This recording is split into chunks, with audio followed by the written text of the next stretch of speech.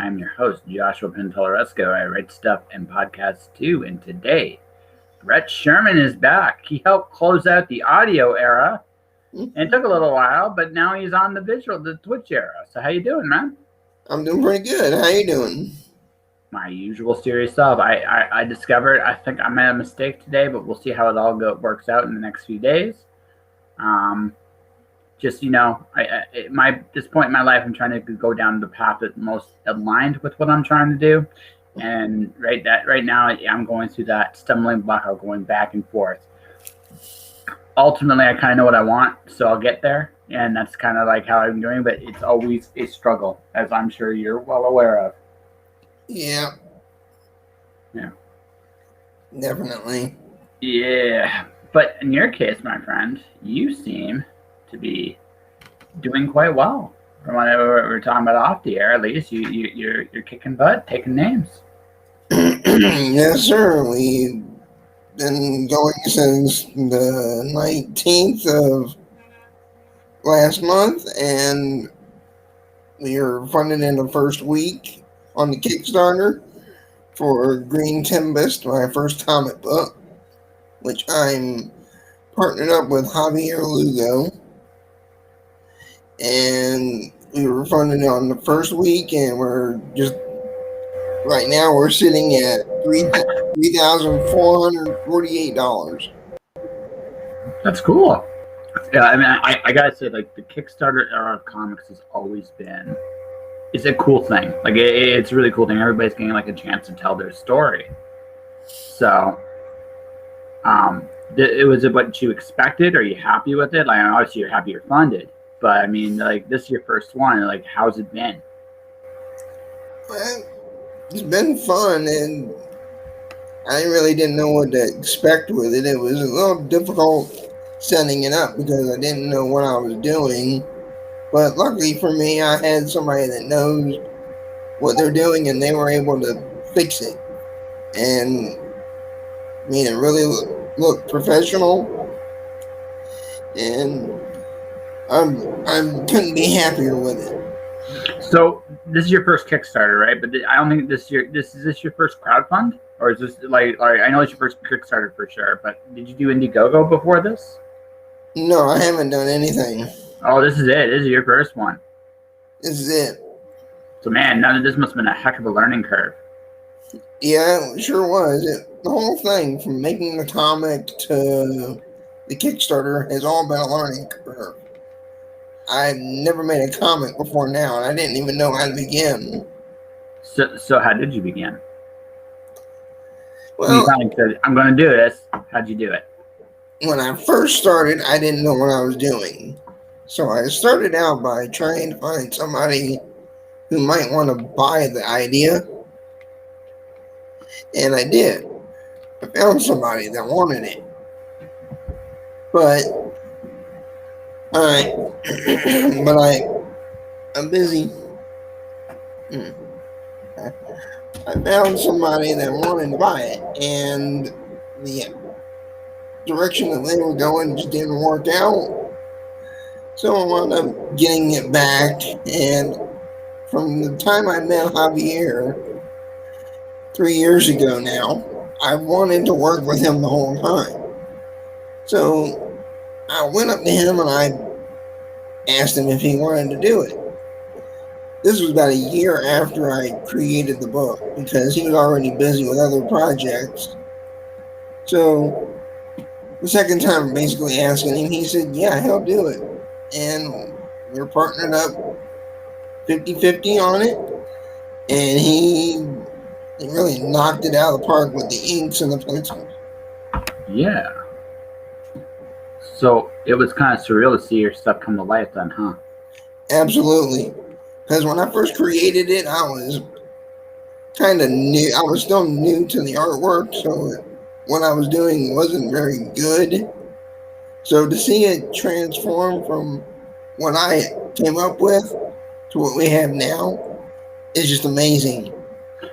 Actually, since you got a minute, do you have any like this is a comparison so people can see like the before and after? I know you don't want to give away the whole comic or anything like that, but I wish I did, but just think of it as the Incredible Hulk.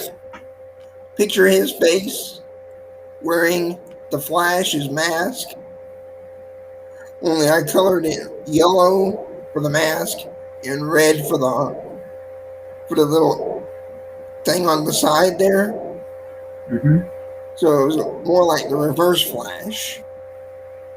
Okay, so I think it's important for the audience to know this. So you have done a bit of drawing, right? Yes, I've done some drawing, but I didn't do any of the drawing for the book. No, but what I was about to ask is that would give you a unique perspective. Because even though like this thing, I started drawing in the last little bit. I don't know if you've seen any of my pictures or not, but if you have, cool. If you haven't, that's okay too. But one of the things I've learned is like when you draw it, comics are visual by their very nature. So you suddenly like even though you might not be the greatest at it, like I'm speaking about myself here, you learn stuff about storytelling doing that kind of thing. Right. So when you do transfer to an artist that kind of like knows what they're doing, it's like, first off, it's like, whoa, you're good.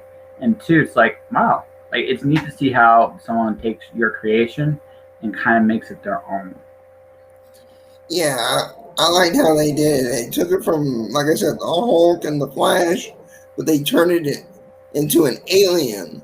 And I liked it even better as an alien, but keeping the abilities of the Hulk and the Flash.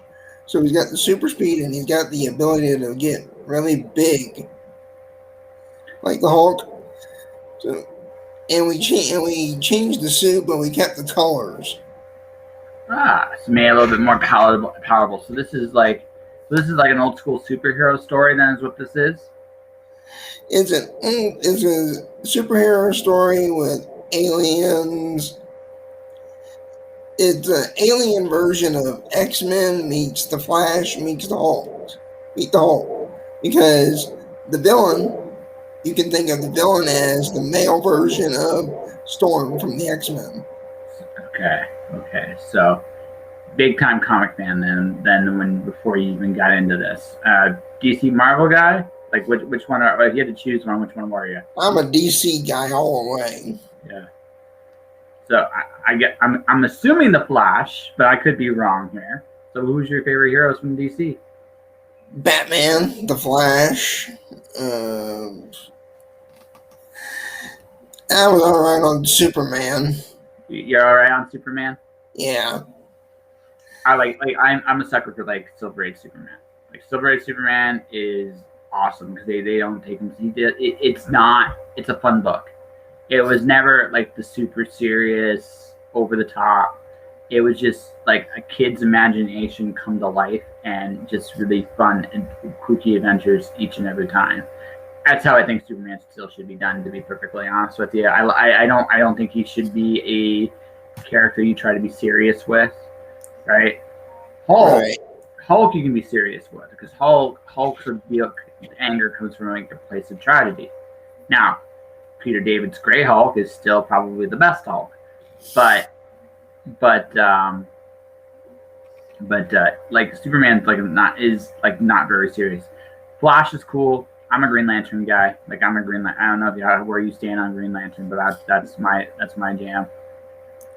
As far as these characters go, I didn't get into comics until 3 years ago. So oh wow, my knowledge of them is from TV and movies.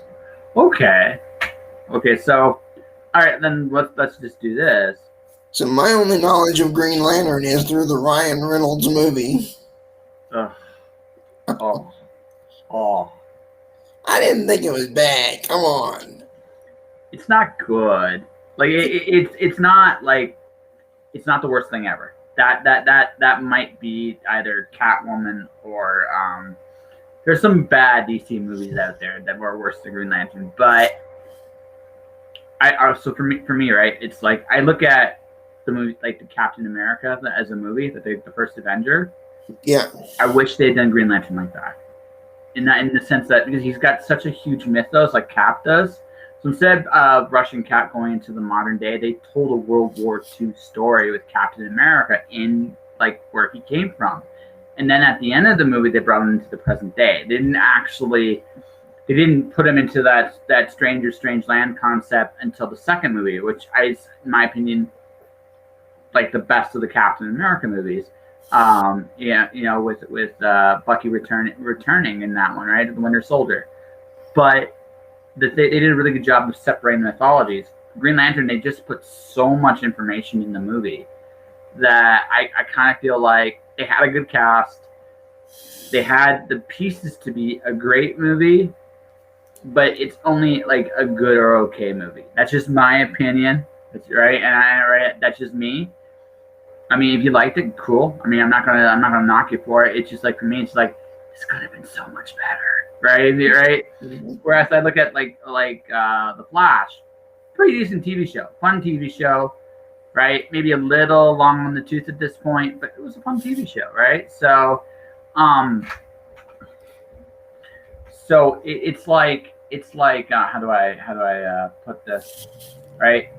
Like if you've gotten the Flash from the TV show, I don't knock you. If you've got Flash from the movie, I don't knock you. But that does lead to an interesting question from my end. What got you into comics? What was the turning point to get you into comics then? Well, I'm a huge Batman fan, first of all, so I read the this was back when they had it in the newspaper. Mm-hmm. I read it in the paper all the time, and I watched all the cartoons, all the movies. But my favorite Batman live action was Adam West.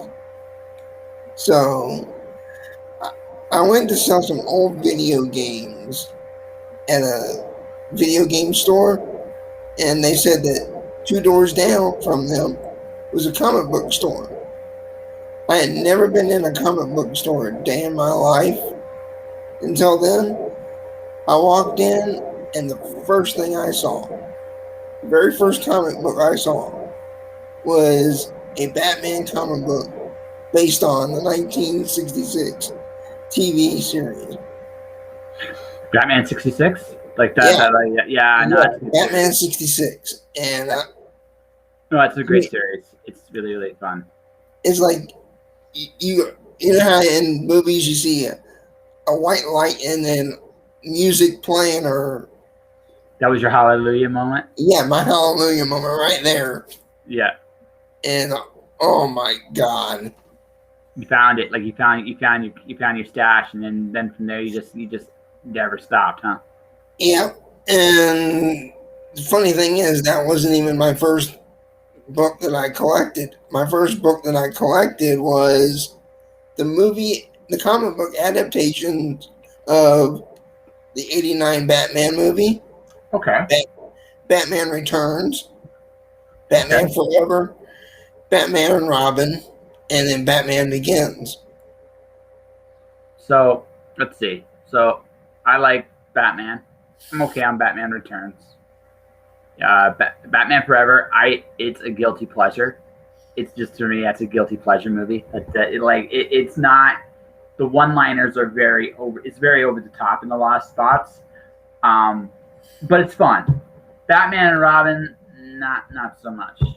Not so much. When you got the Val Kilmer and George Clooney, that's when it killed it for me. Yeah. Well, I was okay with Kilmer. I was okay. Like, again, it's a guilty pleasure. I'm not gonna say like it's the greatest thing ever, but it was a guilty pleasure. I enjoyed it. Batman and Robin, not so much. Batman Begins is good. Dark Knight is great. Oh yeah. Dark Knight is great. Dark Knight Rises is. I like it overall. I think it's got some really cool spots to it, but it was the weakest of the three. I would say that his attention to detail in the third movie wasn't as, outside of the plane, like when the plane got hijacked. That was an incredibly well done scene. But you look at some of the other parts of the movie, the details weren't as meticulous as they were in the previous movies. It was, but the thing I do like about that movie, and this is the part I kind of really, really dig, they gave Batman a definitive ending that actually works for the character. It makes sense. And so it's like, you get your end. Like there doesn't need to be another Batman movie, and I actually think Warner DC missed an opportunity there because there is they could do a different Batman with Joseph Gordon-Levitt's character, which I thought was actually really interesting. Or they could do him as Nightwing / Robin because they hint at him being Robin, kind of, sort of, and he kind of was in the third movie. So now, like, there are things in the third movie I like, but there are also things like they gave away the ending way too early into it. I pretty much figured out the ending 20 minutes into the movie, and the only thing I didn't know is which woman he'd end up with at the very end. So when you're watching a movie, just like from a story perspective, if you're watching a movie and you can figure out everything, but is it going to be Catwoman or is it going to be Miranda Tate? And that was really the only question I had, right? He's going to get one of them and the other one's going to die. And that was exactly what I thought, and that's exactly what happened. Now he did get me good. I missed the whole Talia thing, and it was like, oh, it was right in front of my face. It was like I went like this when I saw it. It was right there. But it was like, so I like it, but I don't love it. I think that's where I'll say it. It's like I like it, but I don't love it. And whereas Dark Knight, like the one with the Joker, partly was the performance there. That movie was good just based on just the Joker being who he was and how they played him in that movie. But it's just a well-crafted movie, start to finish. So well done, right? Yeah, I'm not knocking anything Jack Nicholson did because I think he was great, but Heath Ledger was just phenomenal. He was the best version of the Joker we've gotten. You know what? It's hard to argue against that. Here's the terrifying thought. You know how you always would go and tell a different story about how he got those scars? Yeah. Everybody thought he was lying. I actually had a really terrifying thought, and that was this. What if the story he told was actually true? Right? That would be really messed up, right? He did to himself not just once, but more than once, a bunch of different ways. Right? It's just like, okay. That like very well done. Like but yeah, but Batman's your jam, huh? So why Batman? What's your thing with Batman? I don't know. He just was he was dark, but yet he just was really awesome. How he can get in there and fight, and it was more the fight between the villains, the clash that he had with the villains, that I liked. Like the Joker. Yeah. Because he had been my top villain for Batman. My favorite Batman villain is Ra's al Ghul. It's great.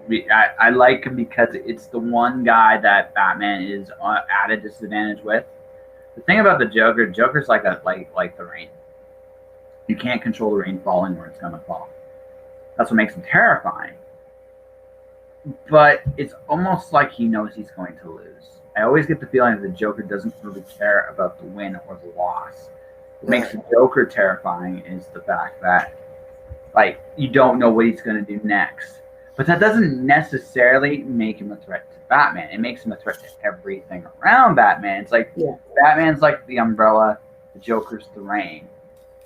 But with Ra's, like, you get a definitive sense that Ra's wants something.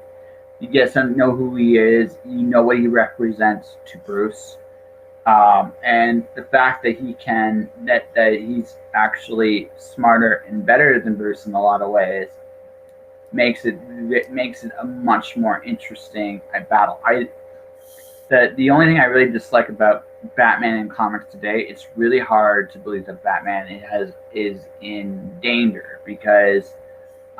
They've built him up to be the master tactician. He's always one step ahead, all this stuff. Well, if you do that, well, he can't be surprised. And if he can't be surprised, who can really beat him? Ra's al Ghul is one of the few, for me anyway, one of the few exceptions to that where it's like, no, Ra's can beat him because he has beaten him. And he'll beat him again. Right? And that's what makes that matchup fun and interesting to me. Yeah, okay. But I mean, Joker's a good choice. I mean, a lot of people would choose him. I like Bane too. I think Bane's interesting.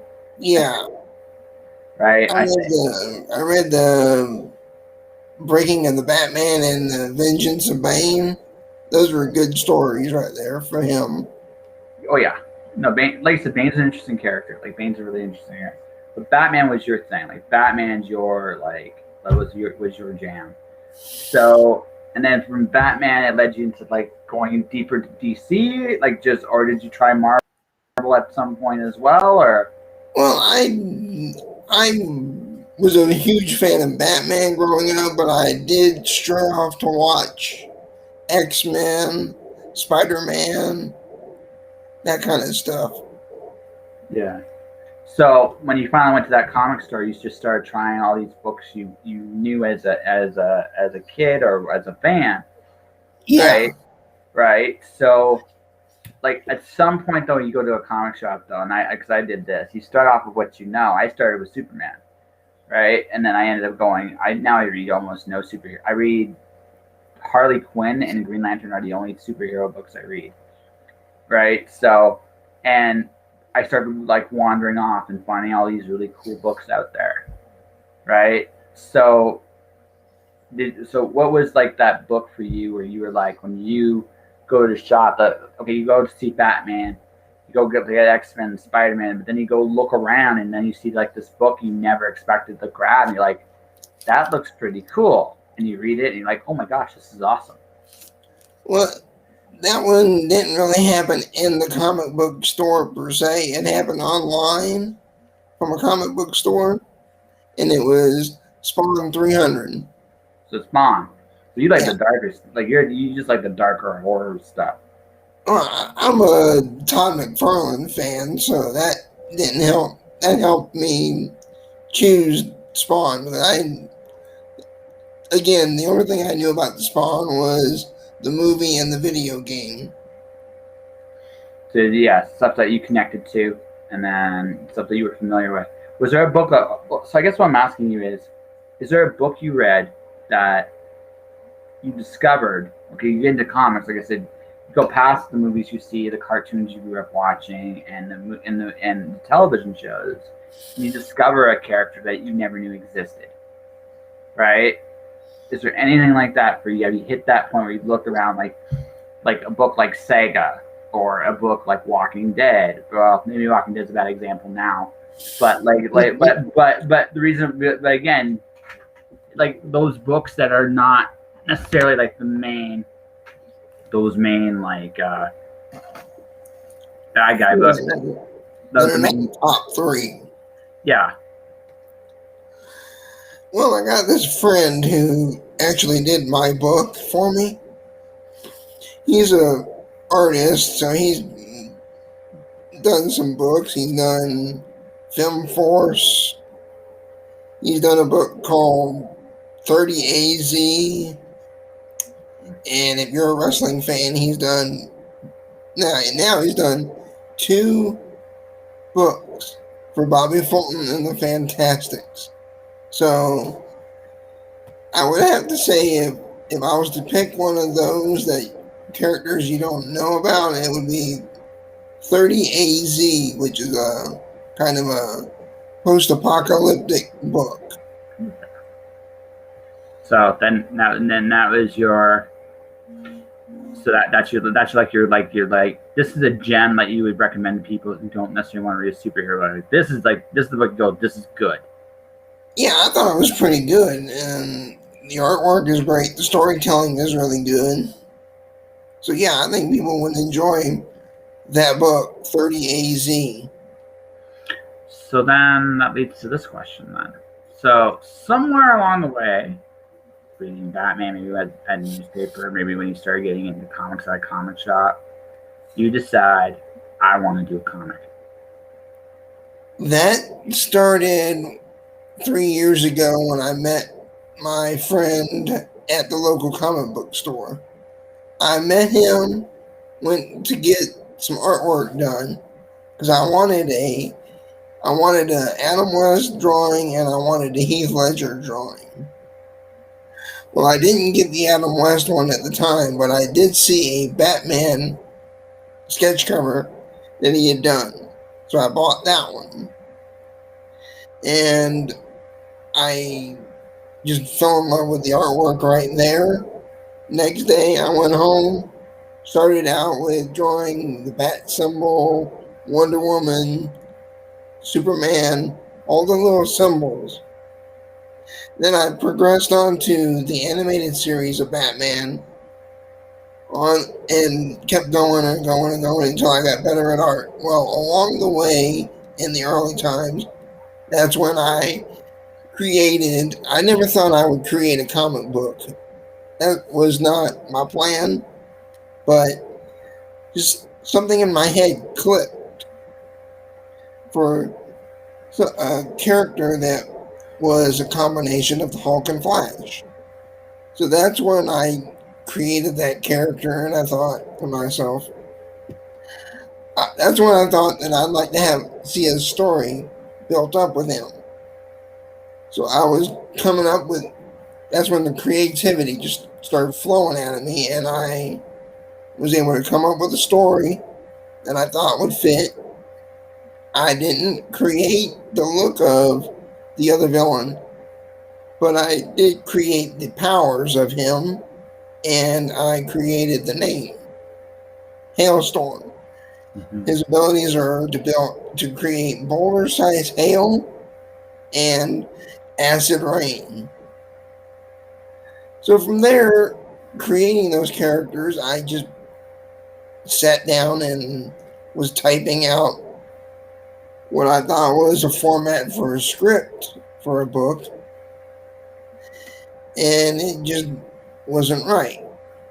So from there, I knew I wanted to see a book made, whether I did it or somebody else. Mm. So a couple things. Yeah, let's take a step back before we go all the way forward here. So you're still drawing? Yeah, I am. I took a little break to do the writing for the book, but yeah. Yeah, you're still drawing. So I feel like, so you started drawing after you got into comics, right? Yeah, I started drawing after I got it hooked on comics. Yes. So the reason I'm asking is, it seems to me like for you, it just sounds like somewhere, even though maybe it wasn't a conscious realization, after reading some of these books, going to the comic shop for a little while and seeing that it was possible, maybe meeting your friend, that it was possible to make a book like this, it suddenly became something you wanted to do. Yeah, it was somewhere deep down inside that I wanted to do it, and I didn't know it until I created this character. So now let's go to creating the character here, and which is, you create this character, you come up with a story, it kind of probably just falls into your head, because I know how a story goes. Probably ask yourself, so what do I do with this guy? And all of a sudden the story just kind of pops in your head. It's like, oh, that's what I do with this guy. Yeah. Right. So, which is a really cool thing to experience. I know that. But so my guess though is, you tried to draw initially entirely yourself. No, I didn't, because like I said, I was really crude in the artwork. So I didn't know the layout of doing interior pages, doing the panel work and all that. So I wanted to make sure I knew that somebody that was professional was doing that. Okay, that's cool. That's fair. No, that's totally fair. So, but I'm going to ask this, and then we're going to talk about how you created the book. Because you've been drawing pretty much now for, 3 years now? Yeah. 3. So, how do you rate yourself? Are you good? Are you great? Are you awesome and made of cheese? Are you still kind of working are you still progressing? I feel like I'm still progressing, but I'm to the point now that I was able to produce my own book of artwork, which when we were in the audio version of this, yes, you're in, I promoted my celebrity art book. That's right. You did, and it's still out there, everybody. If you do want to check it out, and when you look at the links in the below, if you're listening to the audio edition of this, because there's still audio editions of these things, There will be a link provided for that book as well, even though that's not the focus today, right? That also. So you went and did like an art book, and so it's like, I'm asking this, like, do you see yourself in a couple of years going, okay, I'm going to write and draw a comic? It may not be what you're doing right now with Green Tempest, but you might go, okay, even if it's just 8 pages, I want to make the dangest 8 pages I ever could. And it might be it might be something completely unexpected, but something like you really, really want to try. Because I feel your head. Don't tell my artist friend this, but I'm trying to learn from him so that while he's doing Green Tempest, I'm off on the side doing other projects, drawing my own. You know what? I don't think you feel that bad about that, though. Honestly, Brett, honestly, I have an artist working on my next book. Like, she's doing illustrations and the cover. Man, holy crap! I can't wait to show the cover to my Alice in Wonderland sequel I'm working on. She killed it, man. She just killed it. I can never do that. Like, I'm actually illustrating a book at the end of the year that's going to be out. I'm actually doing some interior illustrations. They're not going to be very good because I've been drawing for all of 7 months. I'm not great, but my style works for what I'm trying to do in this story. And that's the thing, right? Like not every story is for every artist. We all have our own style, and we all have our own, for lack of a better word, voice in our art. Right. So Green Tempest might not have been Brett's voice when it comes to the pencil, right? But you might do, like, I'm just gonna say, like, like a penguin zombie apocalypse story. That's just like my little thing. That's like, this is totally me, right? This is totally me, right? And that's totally fine, right? But the thing is, I don't think your artist would mind that, because, right? And this is Doris, Brett, Doris. Right? You see the comment there? Yeah, I saw one pop up. Yeah, she's saying so true. We're talking about voice. I'm saying, Wave saying hi. Doris, this is Brett. Brett's a cool dude. Comic book fan. We're getting to his love of, like, he's secretly trying to make his own comic book universes. I think it's actually pretty cool, right? He's gonna write it and draw it, and eventually be like, this is my little corner of the universe, right? So he's saying hi. You can say hi back, Brett. Hi, Doris. Yeah, there you go. Right? And so going back real quick here to the conversation, I think it's cool that you're doing it. And I, for one, when and if you make your comic, like, you draw it, definitely let me know where you're at on that, man, because that would be really, really cool to see, right? Even if it's just, I don't care. Like I said, it could be a jar of dirt. You're drawing a jar of dirt in like a magic bottle. I don't care, right? It's still going to be your story, and it's still going to be dang cool, right? Yeah.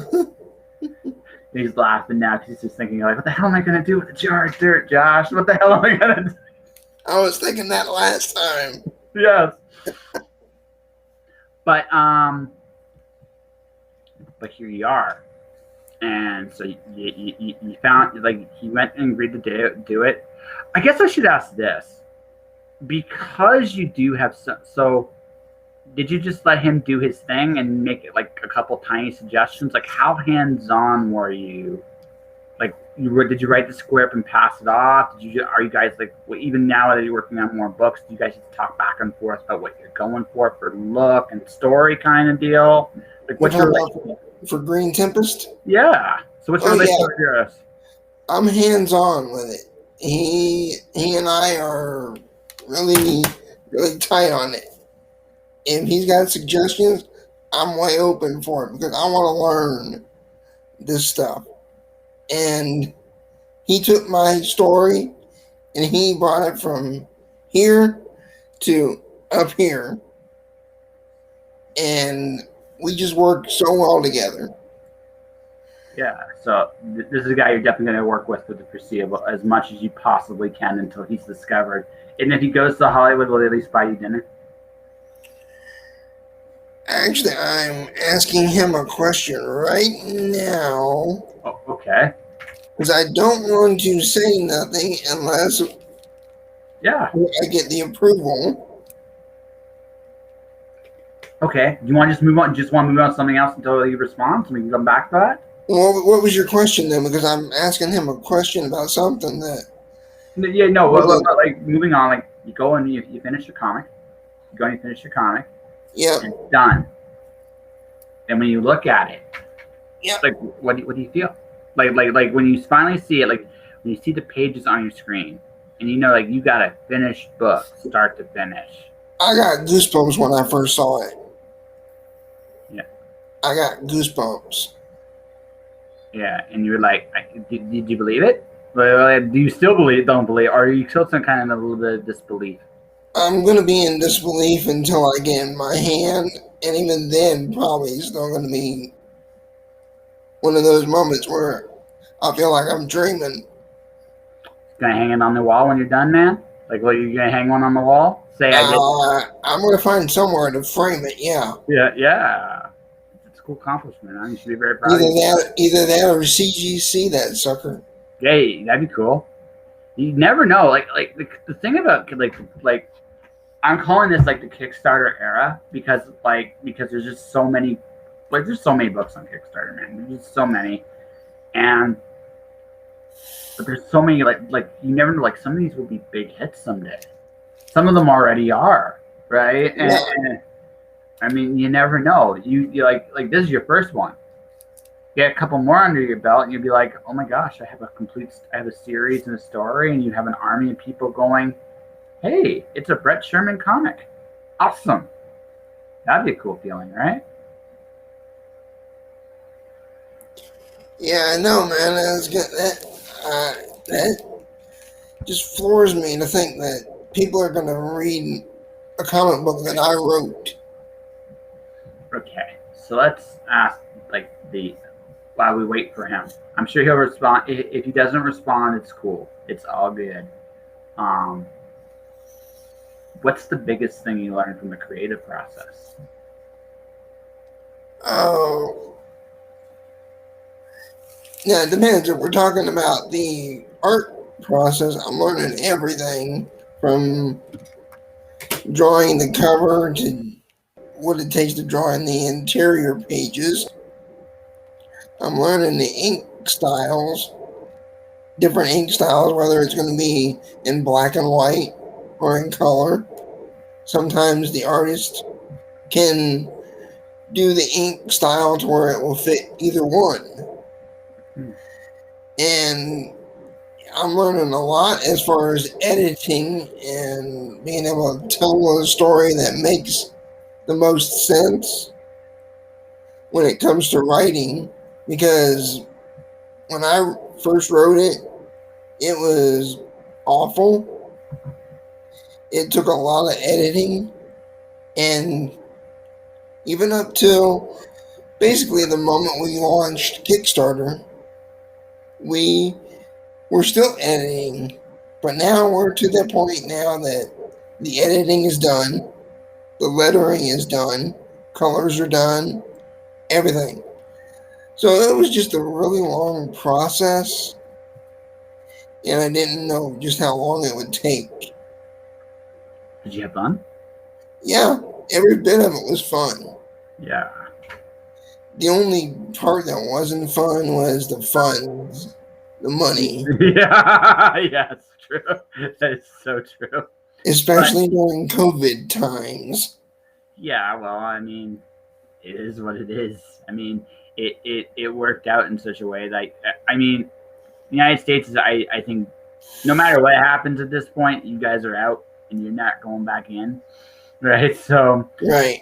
I just, that's the impression I get. But with the States, there are other issues that might still come up for the next couple of years. But yeah, you guys aren't locking down again. I don't see that happening. But what I do see is like the platforms that were created during COVID in terms of like how Kickstarter, crowdfunding, Amazon, all that stuff. That's still going to be a big part of life going forward. And I get the feeling in your case, like I said, like even though it was probably a very rough financial thing, it was a good learning. Like from what you can from it sounds like you now know what you're doing. You know how to make a book now, and that's a huge thing. Like not everybody finishes a project. Yeah, that's what I've been hearing is that there are times that these artists get hired on to do things, but then once they get hired on, the book never goes anywhere. Mm-hmm. That was not my intention. If I was going to get started, I wanted to see it through to the end. And that's a good thing, man.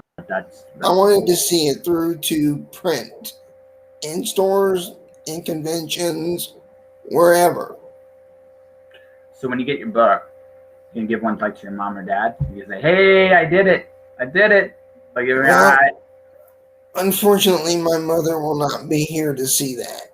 Oh, I'm sorry. She's been gone for 5 years, and that's part of the artwork has kind of saved my life in a way, because I didn't know how to cope with that.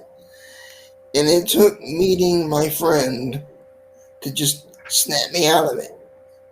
Give me something to distract myself. Give you a purpose. Yeah, give me a purpose, give me a distraction, everything. No luck? No luck. Don't worry about it, man. When it comes up, hey, invite him to come on the show. We can definitely, I can definitely have a chat with him too at some point. But, no, man, it sounds like it came to you at the right time in your life. It did. I don't know what would have happened if I hadn't fallen in love with artwork. Yeah. Giving me some kind of outlet. What's your favorite thing to draw? You're going to laugh because you know the answer. Batman. Adam West? Adam West, animated, anything. So is Adam West still your favorite Batman? Oh yeah. Yeah. Okay. So for me, it's amazing that he's like, it's funny. That's the silliest of the Batman. It is, but that's what I loved about it. It was something fresh. It wasn't always the dark Batman like we're getting. Yeah. No, it was a fun, like, Batman can literally be anything. That's the cool thing about Batman. He can be a science fiction guy. He can be a detective. He can be the woman. Like, I think my favorite weapon of all time was anti-woman spray. He actually legitimately has like a spray for everything, which is like hilarious. But no, like as silly as I almost had fun with it, and you can tell he was just having fun. And you can tell like you look at the villains from that era. Some of those villains were top-notch actors and actresses. They would just come on, do a bit, and they were just having fun with it. It's like, okay, you know what? This pays good money, and I can be silly. So I'm going to go be silly for a while. That's right. When I did my celebrity art book, one of the characters that I wanted to do, I knew I wanted to do Vincent Price, which he's in the book. He's in the book, but it's not the version that I wanted to do. I wanted to do Egghead. Okay. From that show. Oh. But I wasn't able to do it because I couldn't find a good reference of the character. So I just took a normal reference of Vincent Price and sketched it out. I think my favorite from the Batman TV show, my favorite villain from it was the Riddler. Who? The Riddler. The Riddler from the Batman TV show. Frank Gorshin, yeah. He was so good. I got a version of him in there too. Yeah, so I mean, that's like looking back, it is still the silliest show I've ever seen. But I like you can see like the actors and actresses just had a blast doing their show. They just had fun. They didn't worry about it. They said, you know what, we're just going to have a lark. And to Adam West's credit, for the rest of his life, he always said fun good things about that time doing that show because it was fun. And that's a credit to him as well because he kept it fun. It's like, you know what, I'm not going to take it seriously. I'm going to have fun. This is my thing, but I'm going to be proud of it too, which is, which if you sit there and think about it, I think it's a good attitude with any form of art. Have fun with it, but also be proud of it. If you listen to his interviews, he was a little pervish about the Catwoman. Well, yeah. He was always being a perv about that. Well, she was cute. Like the version of Catwoman was like Catwoman's always been like sexy pretty much her entire era. No matter what era of Catwoman, she's always cute. But yeah, he had 3 different ones though to choose from. Oh yeah, I mean, they, again, just that sadly, that's the one downside from that era is they didn't have it. Again, Burris Meredith was the Penguin. The Joker was always the Joker. The Riddler was always the Riddler. But everyone else is kind of like up and down, depending on like in terms of the villains. So, but no, that's a really cool era. Let's think here. Let's think about this. You've done your book. It's on Kickstarter. So, for people that want to actually do it, so what is the Green Tempest actually about? It's a superhero book. It's a superhero book, but it's got a twist to it between the 2 characters that you really have to read the story to know what that's about. Because we touched on it in the first one, but we're gonna expand upon it in future books if we get that far.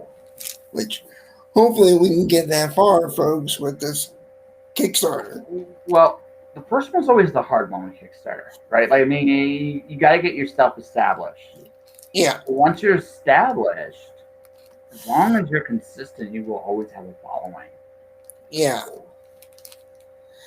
But we want to be able to get on it right away. But if we don't have the funds, we have to wait for a bit so the funds can come in through sales of the book or whatever, however they need to come in. Well, so you got to mass market. You got to make Green Tempest the video game. You got to get rolling on that, man. Just get that rolling and just get rolling on video game money. Right. That's what I'm saying that I can't announce. I cannot announce what I want to say. Yeah, that's okay. It's eating at me right now. Oh, it's okay. Like, Brett, here's the thing. If you can I give you a tiny piece of advice? Just tiny. So you got this really cool kernel. I would love the exclusive. I'm not gonna lie, it's my show. I'd love hearing cool things. But you've already said a lot of cool things. I learned some stuff about you actually in this episode. I think it's really cool. And I'll say a compliment when we're done here. But you got this cool, juicy thing about your property or about your artist. You should open up do a little video thing on Kickstarter, an update on it, and when it's okay, if it's cool with him, you make that announcement there. Because after all, what a better way to go to your tell your friends first, hey, my artist's done this amazing thing, and I'm proud of him. That's a cool thing just to say, right? Even on your own Kickstarter. What I like about this Kickstarter so far is that it's been pretty successful with the retailers. Most of our money that's come in has been through retailers. We've got 2 down here in Florida. The big money one was $1,000, and within 2 hours of Kickstarter, that was gone. That big tier was gone. Awesome. So they're getting $100 books of their very own cover. That's very cool. Then they got another store down here that backed us, and then somehow, of course, I don't know how Kickstarter works, so maybe he found us that way somehow, but somebody in California backed us for a retailer tier. So we've been legs, man. Your book, we've been we've been nailing it with retailers. So that's you know what I mean. When this is over, when your Kickstarter is over, right?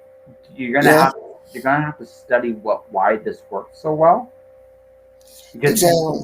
right because hitting retail like a lot and I know this too, like a lot of good people, I mean if they're an established name that's a little different, but if you're trying to get started, like you're a brand new dude, and the fact that you got into a retailer place, that you did something right. Now, Yeah, obviously you're trying to hit more readers now, and so I guess we should ask this then. Just I recognize it from a fun standpoint, and Kickstarter is kind of like a candy store. I'm not mature enough to go in there by myself. After certain points, I'm just not. But I bring this up as a way of but one of the things I do is I do back other projects, because when I do decide to launch my own stuff, right, goodwill that I put out will come back to me is how I look at it, right? So I'm involved in the community. right. Like, how have you been getting involved with the Kickstarter community since you've gotten started? I've not backed any through Kickstarter per se, but I did back a friend's Kickstarter by sending him the money through PayPal, and he could put it towards the comic. So I mean, you So are helping out. That's the yeah, important I'm thing. helping Yeah. out, and I share out the other Kickstarters, and I offer my artist expertise, I guess you could say, lack of expertise towards helping get him funded. Yeah. So I mean, you're doing what you can to help out with the community, Yeah, basically. I want to do whatever I can.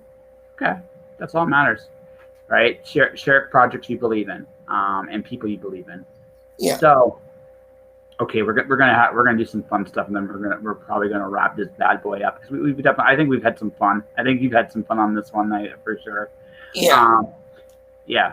And I met someone that liked the Green Lantern movie, or at least was okay with the Green Lantern movie. It's like, yes, and I need a drink. I need not the Gatorade. I just something. But anyway, I digress. So obviously you're gonna want to work comic.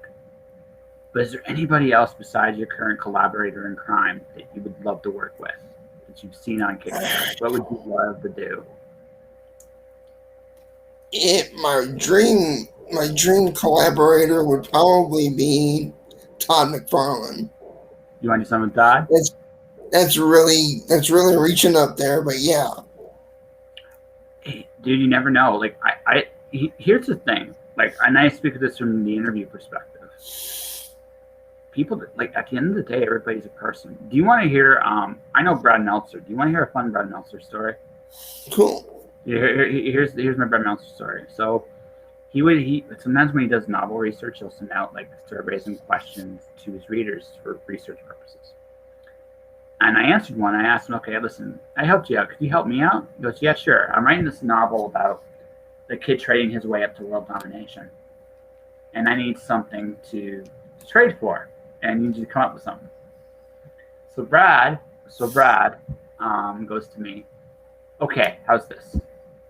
Orlando. Tony Orlando or Orlando City? Okay. So that was his suggestion. So I went. So a friend of mine found Tony Orlando's actual like agent contact info. So I ended up calling Tony Orlando's agent to ask if he could be in the book. Apparently, Tony Orlando's agent sounds like Alex Trebek. That's what I know. I know this. That's like an end. Tell Brad this story. and Brad's laughing his ass off. So, like he goes hysterical. Like he had a blast with that, and that's my Brad Meltzer story, ladies and gentlemen. The point I'm getting across is people, like, doesn't matter whether it's Tom McFarlane or Brad Meltzer or any of these people. They're human beings that want to do cool things. Yeah. So I mean, you put it out there, you might get that chance. I mean, maybe you don't get Todd to draw you a comic. Maybe he doesn't. Maybe he can't for whatever reason. But maybe, just maybe, turns the Green Tempest into one of his toys. Those figures this company works on, pretty freaking. That would be pretty freaking cool, right? You're right. And that. So I mean, all I'm telling you, man, this is like never always think big. Why not? The worst that he can tell you is no. And let's be honest for a second, right? I already got the no once from him. Yeah. So I mean, that's the worst he can tell you, right? And you don't lose anything, with the no. You just don't. So I mean, keep working at what you're doing. Get some more books out there. Tell the best story you can. So with your first story arc, how many issues you got planned for the first arc? Somewhere between 4 and 6. Okay. So finish your arc. Do your story arc. You know what you should do? And this is advice. You can do what you want. Todd has definitely a P.O. box somewhere where he gets all kinds of cool stuff. Send him the trade. When you get to the trade paperback stage of it, send him a trade. Say, hey Todd, I'd love to work with you someday. Send him a trade paperback. Hope you like this. And have a little joke like, but if you don't like it, don't tell anybody. It's okay. Right? See, but you see what I just did? Made it fun. And no pressure, right? You just go out there, you put yourself out there. You never know, man, right? You just never know, right? I mean, I've had, like, from an interview standpoint, I never thought I'd talk to half the people I have. All I did was ask. Yeah. Right? So, yeah. But here we are. You got 10 days. We're going to say 10 days at this point. You got 10 days left. Right? So, The Green Tempest on Kickstarter right now. So what cool things do you offer people that actually get a comic? Do you do anything like you prank call someone at random? Like what's your cool prizes, man? Well, you can own some of the artwork from the book. You can be in the next book. We have digital copies of the book. We've got physical copy of Javier Lugo. His book is the main cover, and another guy by the name of David Summey. He did a variant cover for me. So we've got physical of that. We got the bundle, which we get Javier's book, David's book, and you get a sketch cover where Javier will draw anything you want on that cover. And we've got the retailer tiers. We've got I have to pull up the Kickstarter. You should send me the link to your Kickstarter, dude. Yeah, hold on just a second. Let me. No worries. Get to your messenger. So I'll put this up there for everybody. It's in your messenger right now. Okay, I'm gonna go look and see right here. See. Okay, so we have, like I said, we have the digital copy of Green Tempest. We have the digital copy of David Summey's book, Return to Sender. That's a horror western kind of book. We've got my celebrity art book. So I put my celebrity art book on there, limited to 50 copies. I just put it up. I put Kickstarter up for everyone that can see it. We have the regular cover We have David's cover. You can get some celebrity art on 9x12 pages by me, along with the digital copy of Green Tempest and Return to Sender. You can get just a blank sketch cover, or for $50 you can get the bundle cover and get all 3 covers. You get a full color celebrity drawing by me.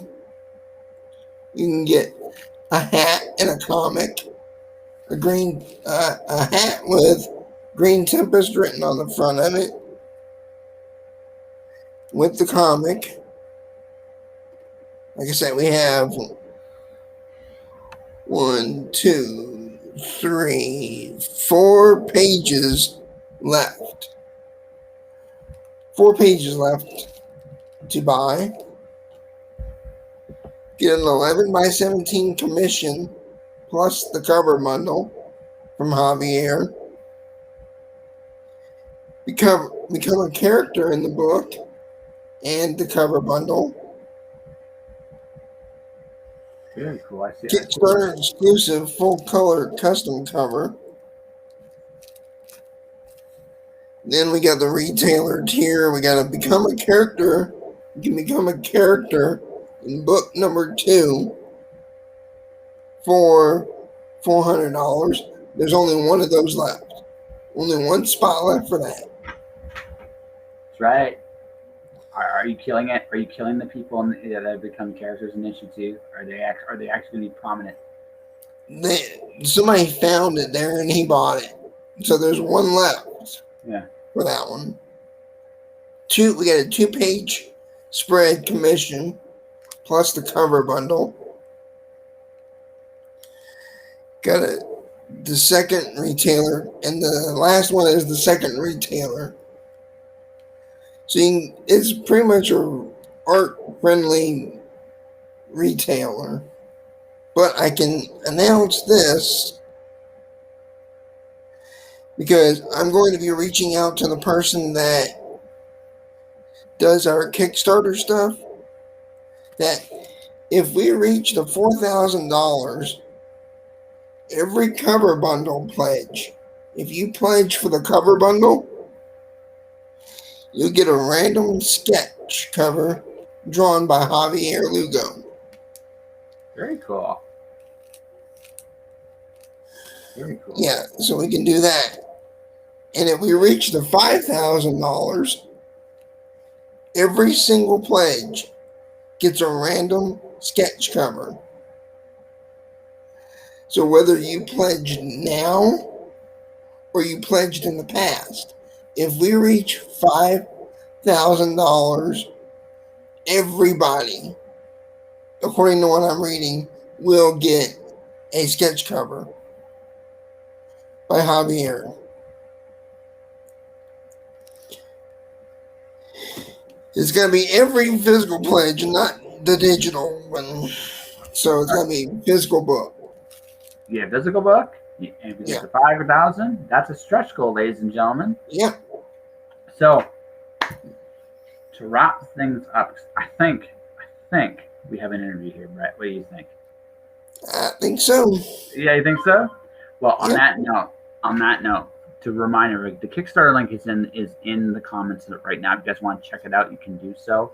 Obviously, when this episode goes up, the link will be there as well in the audio. But for those, and on top of that, also Brett's celebrity book. But again, not the focus for the day, but it'll be there nonetheless. So if anyone's interested in what Brett's doing, check out the link. So Brett, what I want you to do, I want you to do this. Repitch Green Tempest and tell people how they can find you.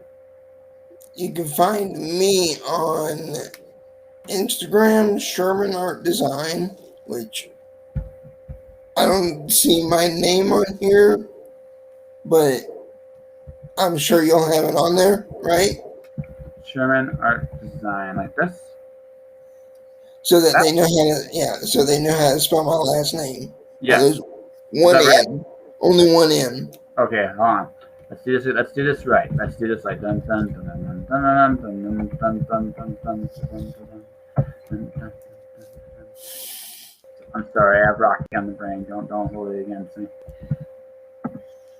Right before I actually did this interview with you, the song I actually was listening to right before it was "Here Comes the Sun" from the Beatles. That was literally the song I was listening to right before you came on. So, here comes the sun.